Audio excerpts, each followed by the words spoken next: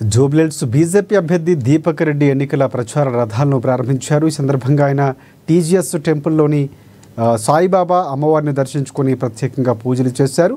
నియోజకవర్గంలోని 7 డివిజన్లకు ఈ ప్రచార రథాలు ప్రారంభించామని తెలిపారు. జూబ్లీహిల్స్ నియోజకవర్గం బీజేపీ కైవసం చేసుకుంటుందని ఆయన ధీమా వ్యక్తం చేశారు.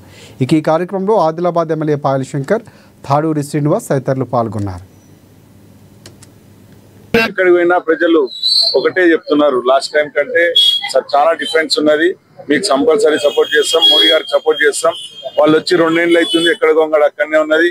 దానికంటే ముందు ఎమ్మెల్యే 10 ఏళ్ళు ఉన్నాడు రూలింగ్ గవర్నమెంట్ లో. ఏం చేసిండు, ఎక్కడ తడి అక్కడనే ఉన్నది, ఎక్కడ డ్రైనేజ్లు అక్కడనే ఉన్నాయి, ఎక్కడ వాటర్ ప్రాబ్లం అక్కడనే ఉన్నది, అన్ని కూడా చెప్పుకుంటూ పోతే చాలా ఉన్నాయి. సో ముఖ్యంగా ఈ రోజు నేను నా యొక్క ప్రచార రథాలను పూజ చేసుకొని ఇక్కడ స్టార్ట్ చేస్తాను, ఇక్కడ రావడం జరిగింది.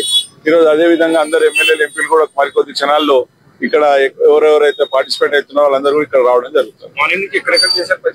మార్నింగ్ నేను ఈరోజు అదే రాజీవ్ నగర్ ఏరియాలో పార్క్స్ లలో తిరగడం జరిగింది, వాకర్స్ ని కలవడం జరిగింది.